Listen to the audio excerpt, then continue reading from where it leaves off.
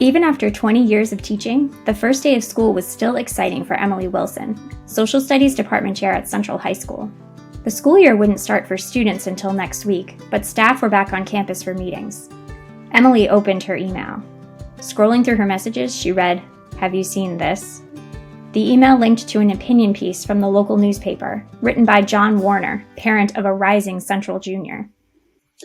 Kids once went to school to learn reading, writing, and arithmetic. Not anymore. Central High School now requires action civics, better described as protest civics. In their history classes, students learn to stage walkouts and protests directed by left-wing educators who use teenagers' temper tantrums for their own political ends. It's indoctrination, and I refuse to stand for it. Emily felt the attack keenly. She imagined defending the program to Mr. Warner. I introduced the Action Civics model to Central myself last year. It was a big success at my old school, and I'm excited that all Central juniors participate. In Action Civics, students examine their community and identify issues that need solving. They choose which issue to focus on. They do research about their chosen issue and look at the systems that contribute to presenting the problem. With school and community partners, they plan some action to create change. It could be organizing a protest, but it could also be creating a public service announcement or making a presentation to the principal or the school board. And students constantly reflect on what they're learning about the government, about community, and about themselves. Sure, the process doesn't always run smoothly. I know we got some pushback, as you note, Mr. Warner. Disagreements happen about the root causes of problems or which action to take. And of course, the students don't always create change. But these challenges make Action Civics valuable. Students see different viewpoints and see the issues in more complex ways. They gain public speaking skills and learn to navigate spaces of power. I remember one student told me, "This project taught me that I shouldn't be afraid to stand up for what I think is right. It taught me that anyone has the ability to affect change, no matter who they are." What else do you have to say, Mr. Warner? Parents must band together to fight this indoctrination. The next school board meeting is 2 weeks from tomorrow. Join me for a conference this Saturday at the New Hope Presbyterian Church, organized by local groups that share my concerns as we plan to make our message heard. I am the tip of the sword. There are many others behind me. The subject came up quickly at the department meeting that morning. We need to talk about this. Across the country, Action Civics is being lumped in with a host of so-called controversial theories that parents are up in arms about. We can't just ignore this article and hope that protesters won't show up at the school board meeting. For all we know, there will be news cameras with them. I actually think the article makes some decent points. You might remember that I expressed doubts about Action Civics this time last year. These projects take time away from learning real history. I remember your doubts, Jim. But your students really enjoyed the project, right? Sure, yeah. All kids enjoy working with their friends and leaving school to visit city council. But we're in a crisis of civic ignorance. Only half of Americans can name all three branches of government. I've been teaching civics longer than anyone here, and trust me, it's not the right time to be experimenting with civics education. Those statistics show that the traditional curriculum doesn't work well, and we know it particularly doesn't work well for kids who are like me. Action Civics is good for all kids, but especially for Black kids, for Latino kids, and for other kids from marginalized groups. Action Civics help them see themselves in curriculum. They get to focus on problems that feel relevant for them and their families. But not all those families support Action Civics. One of the stories in the article came from my class. One group was doing a project to raise awareness of income inequality, and we had a discussion about whether meritocracy is a myth.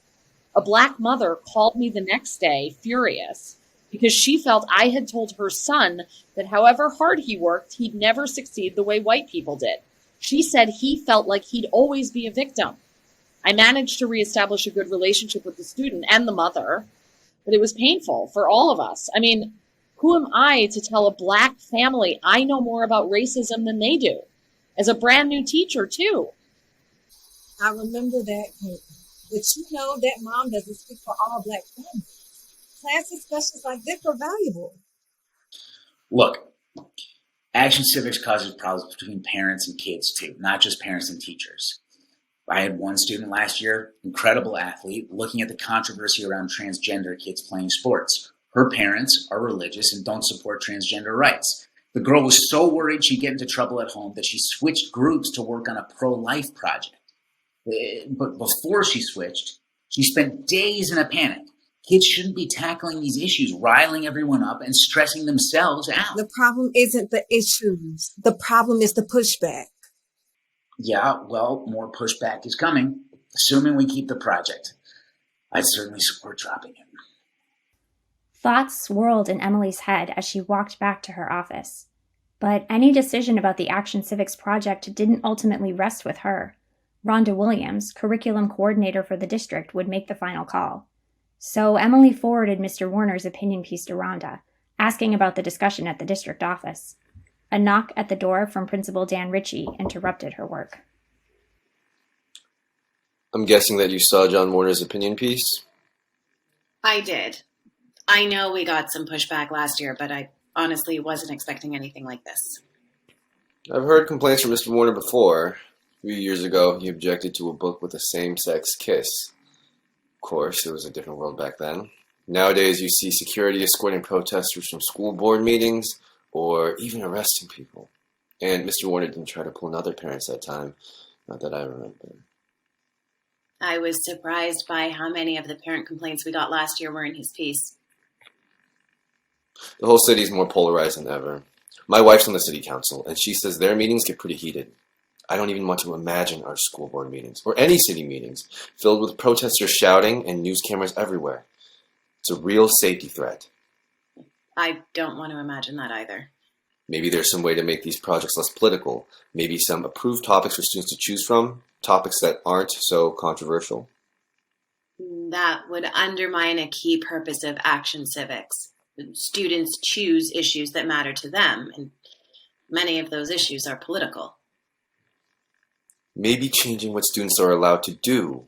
They could write letters to the editor or have a class debate. That takes the action out of Action Civics. Action Civics empowers students in a way that those traditional activities don't. They get to choose how they present their message. I understand. But a lot of parents don't want their empowered children learning to plan walkouts. Those parents deserve a say in their children's education. Besides, you know we've been dealing with budget cuts. The last thing the superintendent wants is a costly lawsuit from angry parents. Central is different from your old school, Emily. I just don't think we're ready for something as divisive as Action Civics here. An hour later, Diane Johnson appeared in the doorway. Was that Dan I saw in here a while ago? Yes. I'm sure you can guess why he came. Yesterday, I thought the Action Civics project was a key part of the American history curriculum. Now I have parents, teachers, and administrators telling me otherwise. You've also got parents and teachers telling you differently. Check out the Central Parents Facebook page.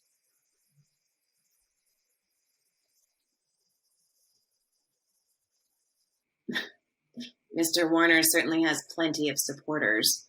Listen to this. Kids need to learn before they become activists, so they have informed opinions. Well, you also are focusing on the wrong parts. There are parents who support Action Civics like this too. Like my son hated history for years, but his project changed all that. Now he wants to intern at the State House. I just wish he'd done the project years ago. But listen to this. Maybe the school board isn't the right place to fight. We should talk to our state representatives. Some places have already banned Action Civics. What if we become the school that inspires a new law here banning Action Civics for the whole state? There are well-funded groups behind parents like Mr. Warner. They could make a lot of noise in the Capitol. It's a risk we have to take. I've seen this too often here. We do something that challenges the status quo and people get nervous. And suddenly we don't teach that book or do that project anymore. We decide to wait until people feel ready. We've made a lot of statements about equity and justice recently, but I don't see those statements turning into action. We have a chance to stand for equity here. Can I come in? Of course. We're just talking about the Action Civics project. That's why I came. I want to drop the project this year. I'm not eligible for tenure until next year, and I'm worried my contract won't be renewed if anything goes wrong in my classes. But maybe you could still do it in your classes? We'll talk more about it at our one-on-one meeting. Katie nodded and headed out the door. I imagine Rhonda won't want just some classes doing Action Civics. Curricular alignment matters to the district. Besides, Katie teaches 3 general ed sections. We don't want Action Civics to become something only AP kids do. True. I have to see what they're thinking at the district office. It's a lot to consider.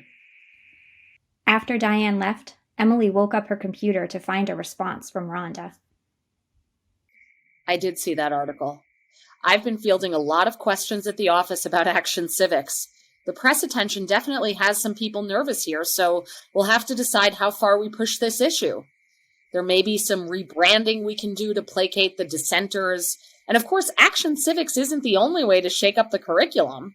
The money we have budgeted for the project could fund a guest speaker maybe, or a new field trip. It's something to think about.